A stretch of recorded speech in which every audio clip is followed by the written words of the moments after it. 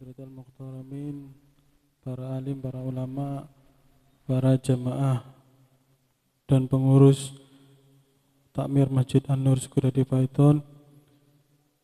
Alhamdulillah Rabbil Alamin. Wa bihi nasta'inu ala umuri dunya waddin.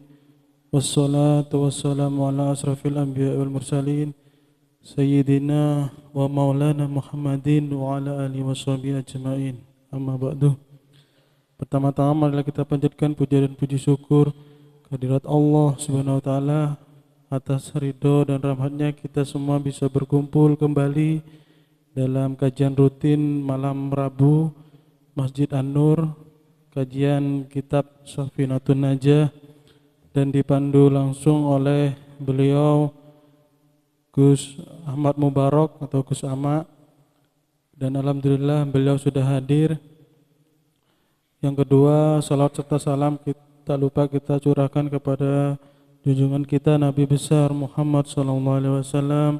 Semoga kita semua mendapat syafaat dari beliau di yaumul qiyamah. Amin Allahumma amin. Baik, mari kita awali kajian malam ini dengan bacaan Ummul Quran ala hadiniyatin sholihah. Al-Fatihah. A'udzu billahi minasyaitonir rajim. Bismillahirrahmanirrahim. Alhamdulillahirabbil alamin arrahmanir rahim maliki yaumiddin. Iyyaka na'budu wa iyyaka nasta'in ihdinas siratal mustaqim. Siratal ladzina an'amta 'alaihim ghairil maghdubi 'alaihim waladdallin. Amin.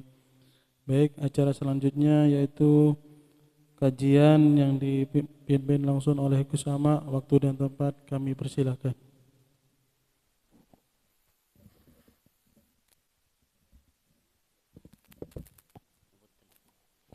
Bismillahirrahmanirrahim. Alhamdulillahirabbil alamin wassalatu wassalamu ala sayyidina Muhammadin wa ala alihi wa sahbihi ajmain. Qala al-musannifu rahimahumullah ta'ala wa nafa'ana bihi wa bi ulumi fid dharain amin. Bismillahirrahmanirrahim. Faslun. Pasal ini menjelaskan aqallul haidi yaumun wa lailatun. Paling sedikitnya masa haid itu adalah 1 hari 1 malam, atau paling sedikitnya masa haid adalah 24 jam. Pasal ini menjelaskan tentang haid, darah haid. Darah haid itu definisinya adalah darah yang keluar dari vagina seorang wanita, yang darahnya tersebut keluar karena memang jibillah, karakter dari perempuan, bukan damu illah, bukan karena penyakit. Jadi darah haid itu keluar dari perempuan karena memang sudah dari karakter perempuan. Setiap bulan pasti keluar darah haid, bukan keluarnya karena penyakit, bukan damu illah, bukan darah penyakit. Kemudian di usia seorang wanita yang sudah sampai 9 tahun kurang 16 hari. Ini kalau di kitab-kitab takrifnya darah haid itu darah yang keluar dari seorang wanita yang faktor keluarnya karena memang sudah watak dari jiwa perempuan, bukan karena penyakit dan lainnya. Di usia 9 tahun kurang 16 hari. Jadi kalau ada seorang, makanya kalau orang dulu itu punya kebiasaan yang sudah tidak pernah dilakukan oleh orang sekarang. Apa salah satunya? Yaitu mencatat kelahiran anaknya. Ini terbukti, saya punya buku manuskrip, buku kuno. Ini orang tua saya, mbah saya sama buyut saya itu ditulis hari kelahirannya, sak tanggalnya. Kenapa? Karena itu nanti bisa dibuat rujukan, bisa dibuat pijakan dalam segala hal, termasuk hukum haid ini. Jadi kalau ada punya anak perempuan, usianya sudah 9 tahun, atau 9 tahun kurang 16 hari, kok sudah keluar darah, itu berarti sudah darah haid namanya. Berarti kalau ada orang usia 8 tahun, perempuan usia 8 tahun, usianya 8 tahun 11 bulan 14 hari keluar darah. 8 tahun 11 bulan usianya sudah 8 tahun 11 bulan 14 hari. Nah, berarti kan mau ke 9 tahun kurang 16 hari kok keluar darah, itu berarti sudah darah haid namanya. Dan orang tua harus tahu ini karena ini ilmu fardu ain untuk seorang wanita. Makanya kalau di kitab-kitab di muqaddimahnya bab haid itu kalau ada orang wanita mau keluar dalam rangka mau belajar ilmu haid karena si suami tidak bisa mengajarkan, tidak boleh mencegah. Kenapa? Karena yang mau dituju adalah ilmu fardu ain. Katanya suami, jangan keluar kamu. Wah, saya ini mau ngaji ilmu haid karena sampean tidak bisa ngajari saya ilmu haid. Tidak boleh mencegah si suami. Itu sampai seperti itu di kitab. Kemudian sekarang permasalahannya gimana kalau ada orang keluar darah, seorang wanita keluar darah sebelum usia tersebut. Sebelum usia 9 tahun kurang 16 hari, ini kok sudah keluar darah. Contoh, usia 8 tahun keluar darah. Dan ini apa darahnya? Ini namanya darah fasad, darah rusak, darah istihadah namanya. Jadi bukan darah haid. Berarti dia masih tetap belum balighh. Ya. Masih dikategorikan perempuan yang masih belum balighh. Kenapa? Karena keluar darahnya tidak di masa haid, tidak di masa yang orang perempuan sudah bisa haid. Berapa tadi? 9 tahun kurang 16 hari. Jadi kalau 8 tahun, 7 tahun kok sudah keluar darah, itu namanya darah rusak yang tidak ngefek apa-apa kepada seorang wanita, tidak punya efek apa-apa. Titik. Nah, kemudian kalau semisal sekarang ada orang keluar darah sebelum masa haid dan juga keluar darah terus sampai masuk ke masa haid, ini gimana? Contoh, ada orang usia kalau di kitab itu ada orang usia 9 tahun kurang 20 hari. Nah, ini. Ada perempuan usia 9 tahun kurang 20 hari. Yang mau nyampe ke 9 tahun kurang 20 hari. Keluar darah selama 10 hari.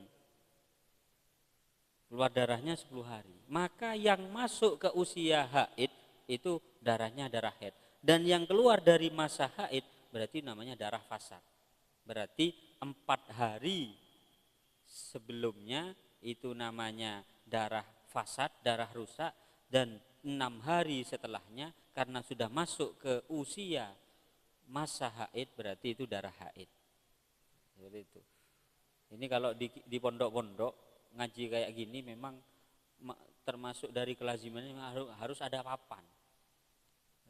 Sama seperti belajar matematika tapi tidak ada papannya, itu jadi sulit untuk dipaham. Gitu. Jadi cuma bayangan aja gitu ya.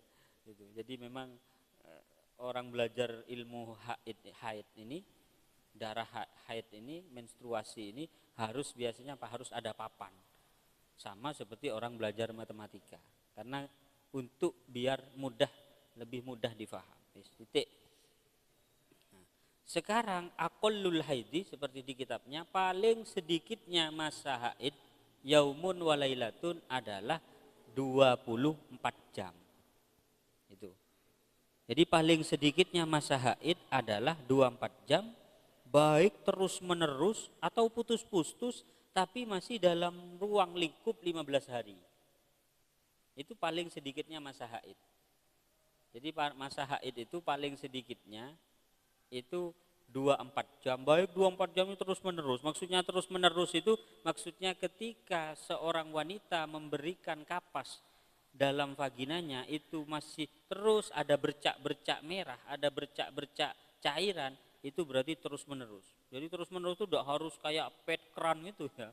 Jangan dibayangkan seperti itu. Pokoknya ada cairan yang terus selama kapas ini ada di vagina, maka itu dan itu 24 jam terus menerus, itu berarti haid, masa paling sedikitnya masa haid. Atau putus-putus Tapi ketika jumlah putus-putus ini, ketika dijumlah dalam cakupan 15 hari, dijumlah ternyata nyampe 24 jam haid itu atau lebih. Makanya 15 hari, hari pertama keluar darah haid 1 jam, hari yang kedua 1 jam, hari yang ketiga setengah jam, ketika di total 15 hari semuanya nyampe 24 jam atau lebih, itu berarti haid. Gitu. Nah, yang menjadi permasalahan bagi kalangan para ulama fikih itu ketika masa 15 hari ini, ketika masa 15 hari haid ini masa-masa bersih, mampet atau bersih yang menyelat-nyelati masa haid ini hukumnya apa? 15 hari, 1 hari, hari pertama keluar darah 1 jam, setelahnya itu bersih, subuhnya besoknya keluar darah lagi setengah jam, malamnya keluar darah lagi 15 menit semisal. Masa bersih yang menyelat-nyelati antara keluarnya darah haid ke darah setelahnya ini gimana? Menurut pendapat yang kuat itu tetap dihukumi darah, itu tetap dihukumi haid, sehingga tetap tidak boleh sholat, tidak boleh puasa dan lain sebagainya. Akan tetapi dari satu pendapat mengatakan itu darah yang darah yang menselat-selati atau masa bersih yang menyelat-nyelati yang menyelat-nyelati masa keluarnya darah tersebut itu dihukumi suci. Itu pendapat yang nomor 2. Yang dikatakan itu adalah pendapat yang pertama namanya pendapat sahbi, sedangkan yang pendapat yang kedua adalah pendapat lakti. Yang kuat itu yang pertama yang mengatakan bahwasanya itu haid. Artinya meskipun dalam masa-masa bersih tidak boleh baca Quran, tidak boleh sholat, tidak boleh puasa. Itu pendapat muktamad yang kuat. Tapi pendapat yang kedua mengatakan bahwasanya itu di masa-masa di masa bersih tersebut itu dikatakan wasa'atun naqo tuhrun, itu adalah suci.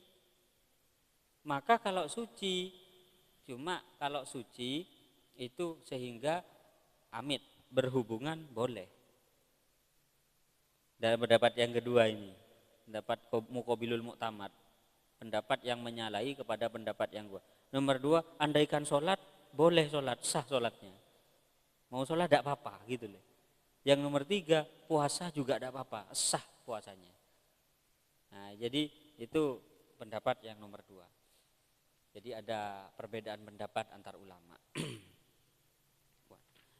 Sudah, terus wa ghalibuhu sittun aw sab'un. Ghalibnya yang banyak terjadi kepada seorang wanita haid itu, masa haid itu adalah 6 hari atau 7 hari. Itu yang kenapa kok bilang ghalib? Karena perempuan itu antar satu perempuan dengan yang lain tidak sama dalam masalah darah haid. Kok bisa tidak sama? Karena punya karakter sendiri-sendiri, sehingga Imam Syafi'i ini meneliti perempuan-perempuan ini berdasarkan istiqro, penelitian.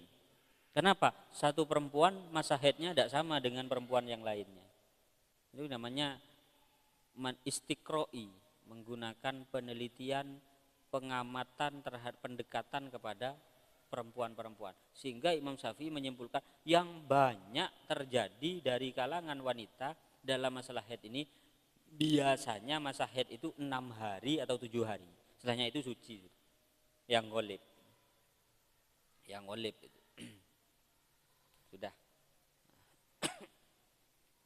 Kemudian wa aksaruhu khamsata asyara yauman bilayaliha. Paling banyaknya masa haid adalah 15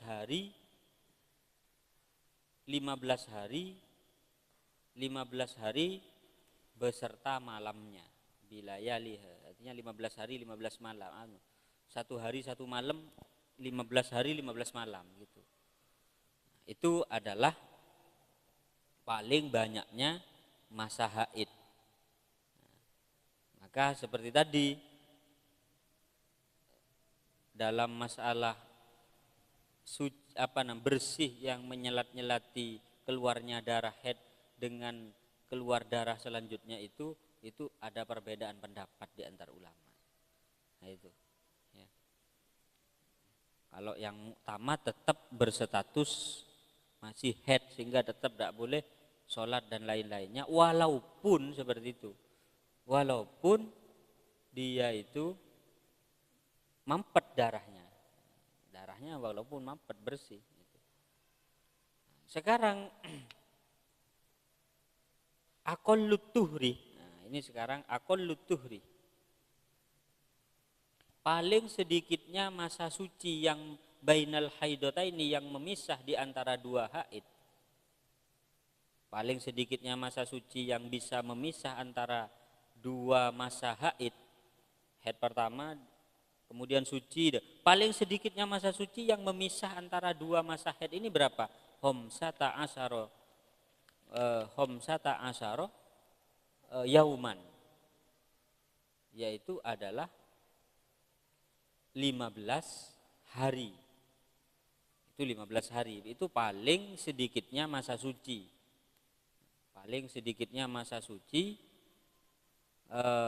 yang memisah antara dua masa haid ini adalah 15 hari. Nah, cuma yang harus kita ketahui,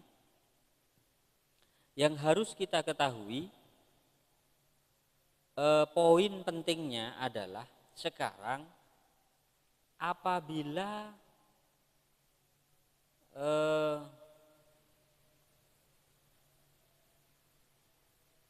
wal qadra sufra haidun al mu'tamad.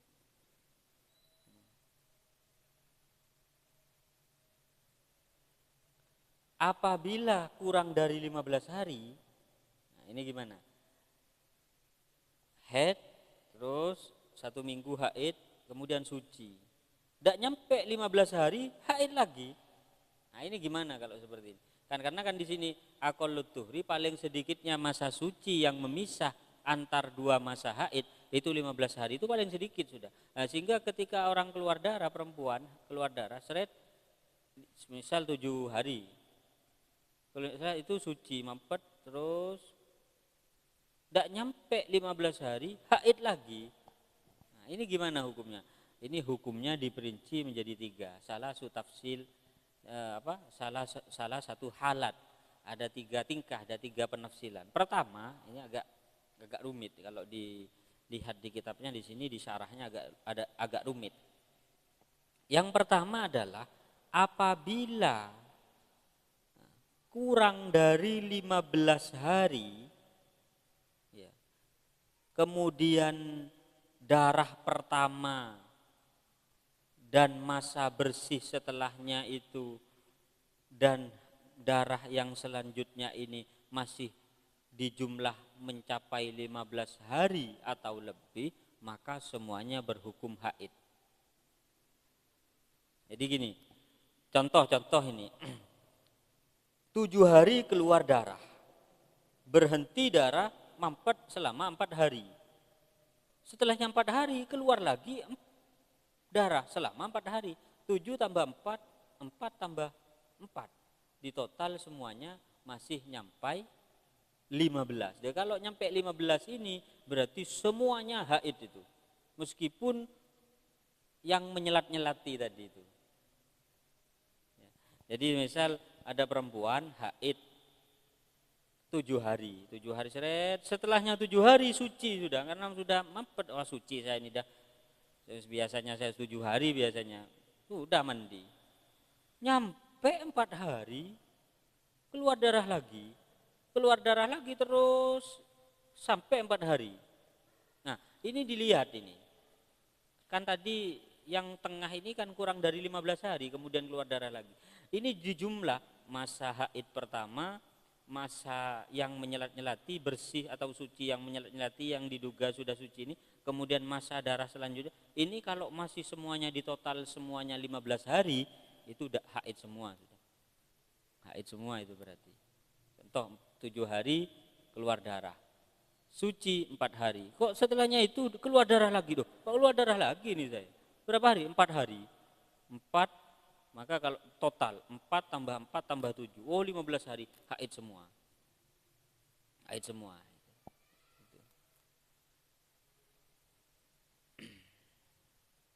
Titik sudah. Sekarang perincian yang nomor 2, apabila masa keluarnya darah pertama dan masa bersih sudah mencapai 15 hari atau lebih, sedangkan masa darah yang kedua masih kurang 15 hari, maka yang pertama haid, yang kedua ini suci, yang ketiga ini darah fasad.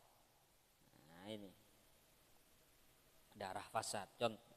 Jadi kalau darah yang pertama digabung sama hari masa mampet atau bersih itu mencapai 15 hari, contoh 10 hari ini head. Kemudian bersih mampet 8 hari. 10 hari head ditambah masa bersih 8 hari sudah mencapai 15 hari atau lebih. Nah, dan masa kemudian keluar lagi kurang dari masa 15 hari. Nah itu. Jadi darah yang kedua masih kurang 15 hari. Contohnya keluar 7 hari.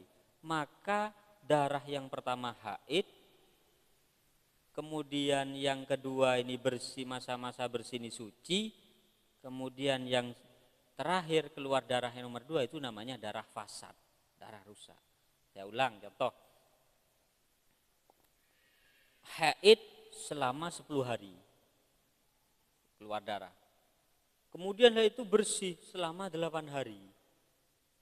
Nah 8 kalau ditambah 10 masa haid ini sudah mencapai 15 hari lebih. Nah, kok keluar darah lagi?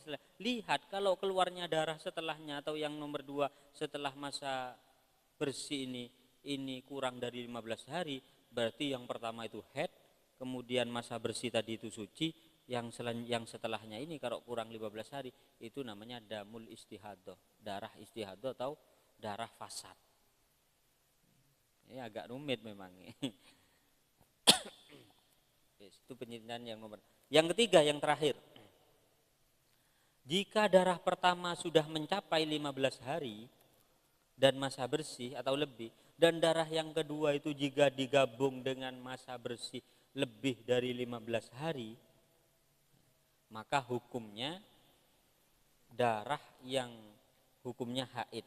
Darah kedua yang menyempurnakan masa suci mencapai 15 hari dihukumi fasad, dan lebihnya itu dihukumi haid ketika memenuhi syarat-syarat. Contohnya 10 hari ini keluar darah haid, bersih suci 10 hari, kemudian keluar darah lagi 10 hari.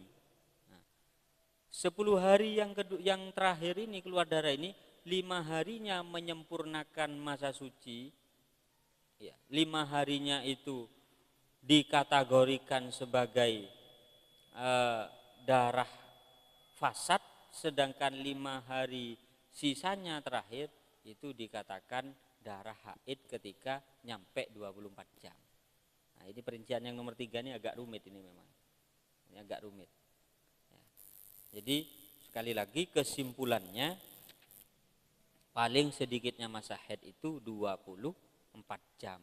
24 jam itu tidak disyaratkan harus keluar terus menerus.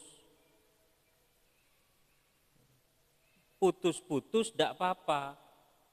Andaikan putus-putus semuanya dijumlah sampai ke 24 jam dalam jangka 15 hari, itu sudah masuk dalam kategori darah haid. Ghalibnya biasanya menurut istiqra'nya Imam Syafi'i, perempuan itu masa haidnya biasanya yang banyak 6 atau 7 hari. Paling banyaknya masa haid adalah 15 hari 15 malam. Paling sedikitnya masa suci yang memisah antara 2 masa haid adalah 15 hari. Dan ghalibnya masa suci tersebut adalah arba'atun wa isruna yauman, yaitu 24 hari atau 23 hari, dan tidak ada batasan tertentu karena semuanya antar satu perempuan dengan perempuan lain itu tidak sama, punya watak masa sendiri-sendiri gitu. Wes sudah. Kemudian bagi orang haid ini yang perlu diperhatikan adalah satu, tidak boleh berhubungan suami istri. Kenapa? Siapa orang yang berhubungan suami istri di masa haid, maka nanti anaknya terkena penyakit judam. Ja'a waladuhu majduman. Nanti anaknya judam, kena penyakit judam, penyakit lorek-lorek yang ada di kulit. Penyakit judam itu penyakit yang bisa membuat anggota tubuh ini bisa rontok. Beda dengan baros. Kalau baros itu putih yang membelang itu baros. Tapi kalau ini dagingnya nanti bisa rontok sedikit-sedikit. Itu efek daripada ketika haid berhubungan suami istri. Maka yang halal di mana? Yang halal bagi orang haid adalah cuma selain anggota di antara pusar dan lutut. Ini tidak boleh. Nah, di atasnya pusar dan di bawahnya lutut ini boleh. Itu yang muktamad, pendapat yang muktamad. Atau walaupun dia mengatakan yang penting tidak melakukan jima seperti itu. Yang nomor 2, orang yang haid ini tidak boleh membaca Al-Quran. Maka bagi orang yang hafidhoh, yang statusnya menghafal Al-Quran, jika ingin menambah hafalannya, jika ingin mentakror dan tidak bisa menggunakan hati, membaca dalam hati, merasa kesulitan, maka hendaknya solusinya adalah taklid kepada Imam Malik yang mengatakan bagi perempuan haid boleh membaca Quran. Beda, menyentuh dengan membaca beda. Kalau menyentuh, ulama sepakat bagi orang haid menyentuh Quran, membawa Quran tidak boleh. Tapi kalau membaca Al-Quran masih terjadi perbedaan pendapat. Qala Malik, dari kitab dalam kitab Madhab Syafi'i, Bujairomi Hotib, itu ulama Syafi'iyah menukil pendapatnya Imam Malik sebagai solusi bagi seseorang yang menghafal Quran yang statusnya bermadhab Syafi'i. Kalau pengen nakror, pengen menambah hafalan, ikut pendapatnya Imam Malik. Cuma baca saja. Kalau nyentuh tidak boleh. Makanya termasuk selanjutnya larangannya bagi orang haid menyentuh atau membawa Al-Quran. Selanjutnya yang keharamannya adalah al-lubsu fil masjid, diam di masjid. Ini banyak sekali di desa-desa itu yang tidak tahu masalah ini. Bahkan jangankan di desa, di pesantren pun banyak dilanggar. Padahal itu tidak ada khilaf antar ulama. Madzhabul arba'ah saya cek semuanya sepakat al-lubsu fil masjid lil haid itu tidak boleh. Jika ada mendengar pendapat yang mengatakan boleh, itu sudah keluar dari 4 mazhab, tidak bisa diikuti. Makanya kalau acara apa itu kemudian mau menghadirkan perempuan, kira-kira mungkin kasih instruksi, Bu, kalau yang lagi haid ibu-ibu mohon di serambi masjid siapkan terpal. Nah, itu siapkan terpal karena rawan, karena orang awam banyak tidak tahu masalah ini. Diam di masjid, jagun aman, jagun tak kira nyepcap soalnya, tak kira gili, Bu. Bukan masalah mengotorinya, bukan masalah mengotori bahwa nanti darahnya akan merembet ke lantai masjid, bukan itunya. Memang meskipun sudah aman, tapi kalau perempuannya itu statusnya masih haid, tidak boleh di masjid. Bukan karena talwis, bukan karena mau mengotori dengan darahnya, bukan alasan itu. Kemudian lagi salah satu keharamannya adalah sholat puasa, itu juga tidak boleh. Tapi kalau sholat bagi orang haid wajib kalau bak puasa wajib dikodoi. Bulan Ramadan tidak puasa, kenapa? Haid, wajib dikodok nanti. Tapi kalau sholat tidak wajib dikodoi. Udah sholat haid tidak wajib dikodok. Kenapa? Karena rukhsah, kemurahan dari agama kepada perempuan. Kenapa? Karena lebih berat mengkodoi sholat daripada puasa. Kenapa? Karena banyak, karena berulang-ulang kalau puasa. Saya yakin kalau enakan mana mengkodoi sholat dengan mengkodoi puasa, pasti mengkodoi puasa, karena puasa mungkin berapa hari. Tapi kalau sholat, misal haidnya 15 hari, 15 hari mau kodoi sholat itu berat. Sehingga katanya agama, wis kalau sholat tidak usah dikodoi, puasa saja wis dikodoi. Nah, itu pun puasanya kan cuma sebulan gitu. Dan masa sebulan mungkin haidnya berapa hari. Ya mungkin ini sebagai muqaddimah pada malam hari ini. Mungkin dari keterangan yang awal sampai akhir ada yang kurang difaham atau menanyakan peristiwa kejadian apa, terserah. Tidak harus bab ini. Insya Allah kalau saya bisa saya langsung jawab. Kalau saya masih tidak bisa, mungkin pertemuan selanjutnya akan saya jawab. Monggo kepada para hadirin yang hadir silahkan dipertanyakan. Baik, matur nuwun. Monggo pada jamaah muslimin maupun muslimat yang ingin bertanya mengenai bab kita malam ini mengenai haid. Monggo, waktu dipersilakan.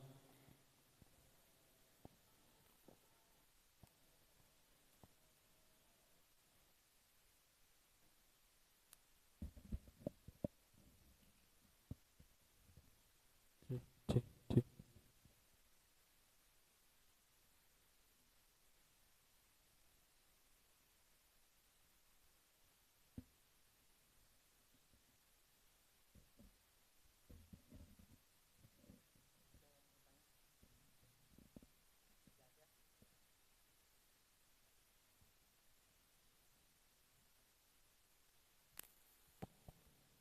Mungkin dari bapak-bapak ada yang bertanya, monggo.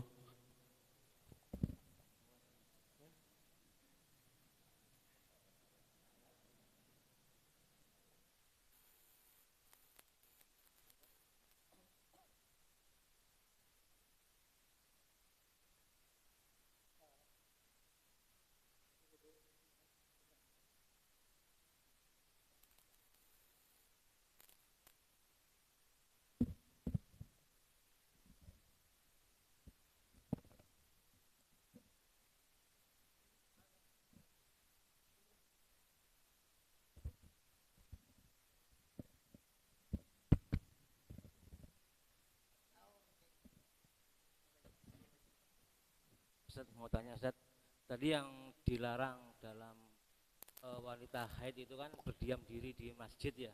Kalau hanya sekedar jalan mengantarkan, misalnya mengantarkan makanan terus keluar lagi gitu, gimana hukumnya Ustaz? Terima kasih. Iya. Monggo yang lain.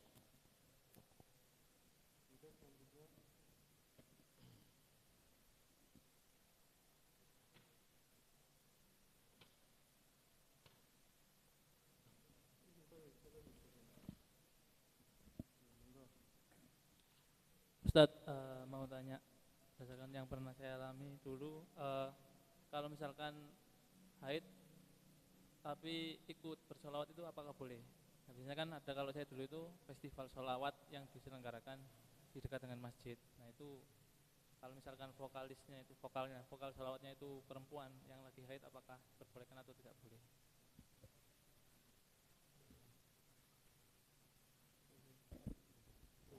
Tes, ternyata banyak yang laki-laki yang bertanya ini terkait kodoknya, Gus. Kan kadang ada yang keluar sebelum waktu sholat, ada setelah sholat. Itu kan yang dikodok itu yang mana saja. Terus yang tidak wajib dikodok itu ketika seperti apa waktunya. Terima kasih.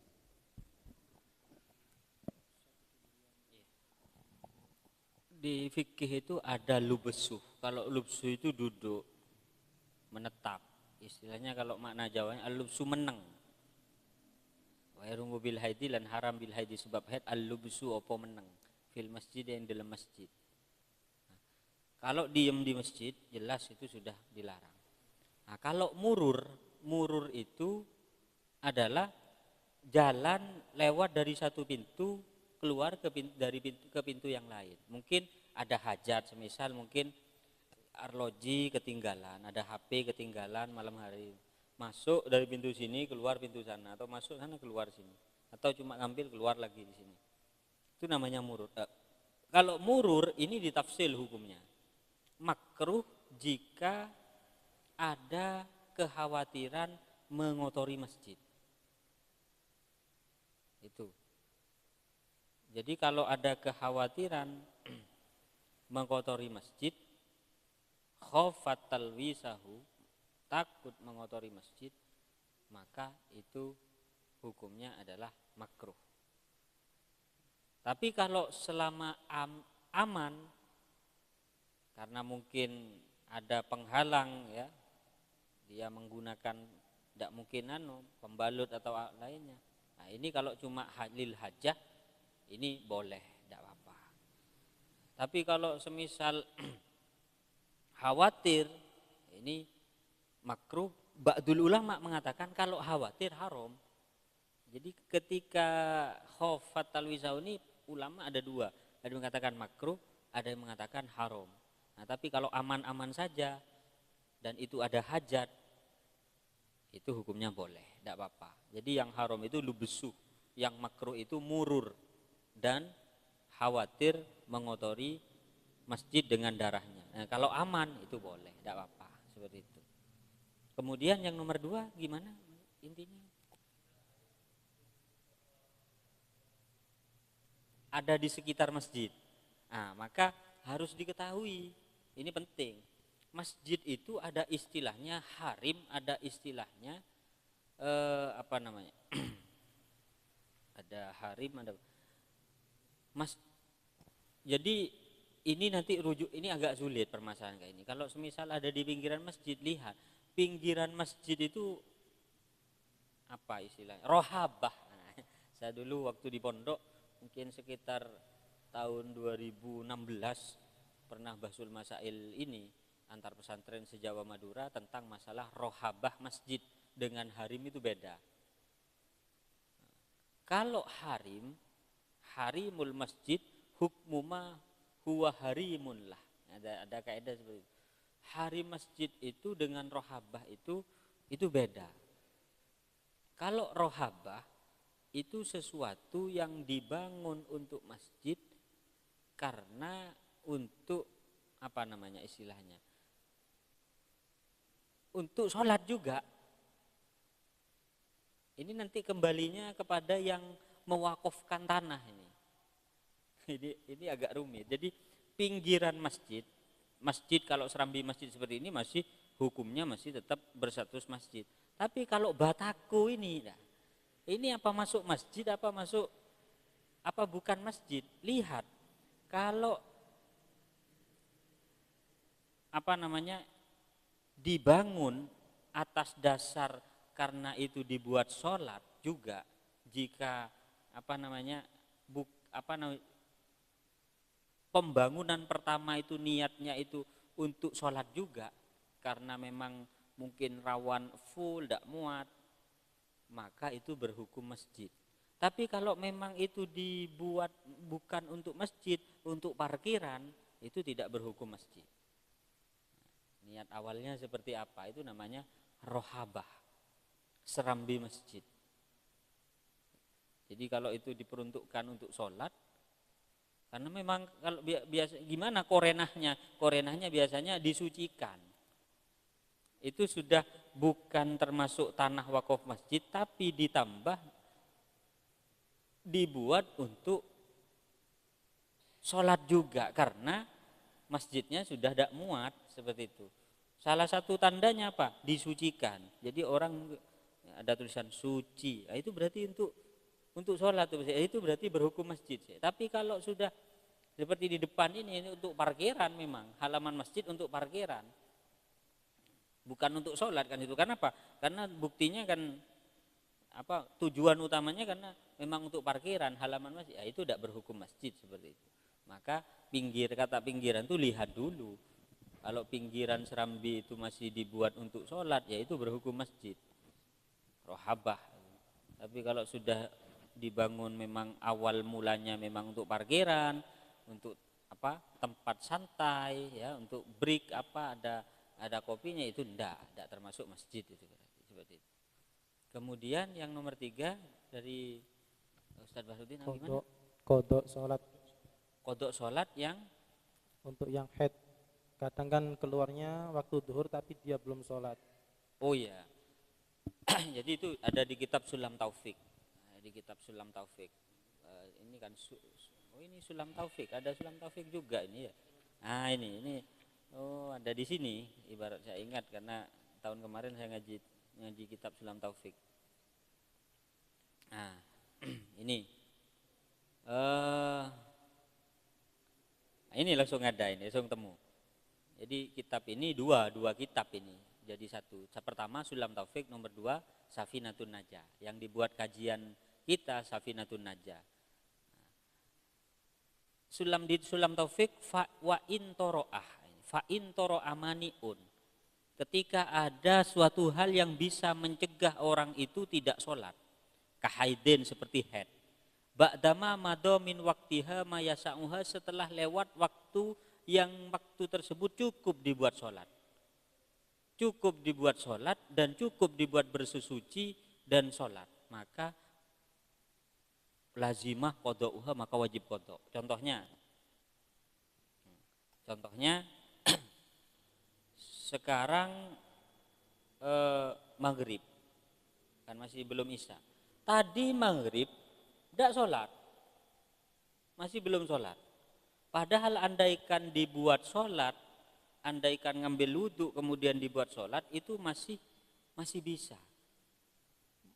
Jadi belum sholat, sekarang masih belum sholat, sekarang ini belum sholat, haid sekarang. Itu. Jadi fa intor amaniun kahaidin ba'dama madha min waqtiha maisa'uha, setelah lewat masa di mana masa tadi cukup dibuat bersesuci kemudian sholat, tidak sempat sholat masih, padahal tadi andaikan sholat itu bisa, akhirnya haid pas. Nah gimana?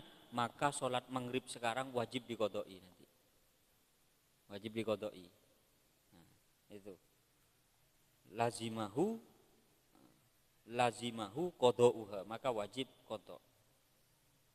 Au zalal mani'u wa qad baqiya minal waqti qadra takbiratin lazimathu. Atau ketika sudah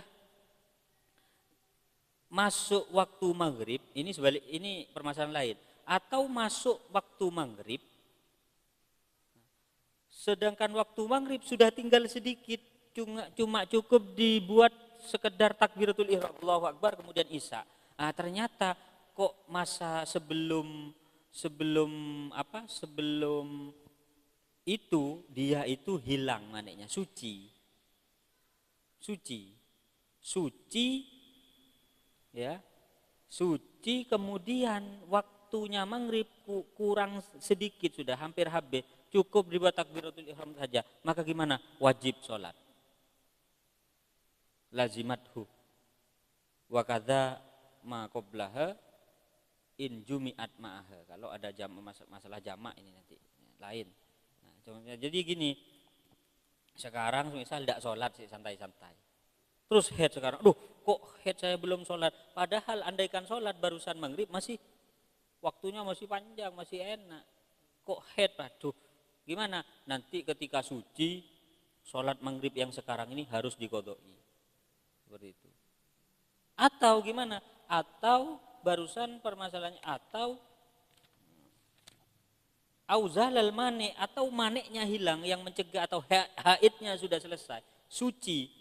Kok saya sudah suci, mandi. Setelahnya mandi, waktu maghrib kurang sedikit, kurang 2 detik, cukup dibuat takbiratul ihram saja. Gimana? Wajib dah. Wajib sholat maghrib sih. Wajib sholat maghrib, Allahu Akbar, nanti dengan sendirinya jadi qada itu sudah. Tidak usah diniati kodok, sudah jadi kodok dengan sendirinya.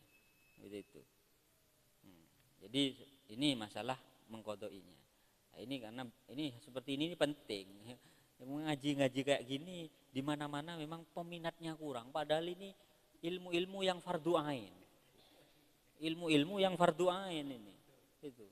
Kalau pengajian yang kiainya lucu-lucu baru rame. Gitu. Nah, padahal yang wajib ya ngaji ilmu kayak gini. Yang pengajian-pengajian itu menjelaskan fadilahnya sholawatan itu sunnah.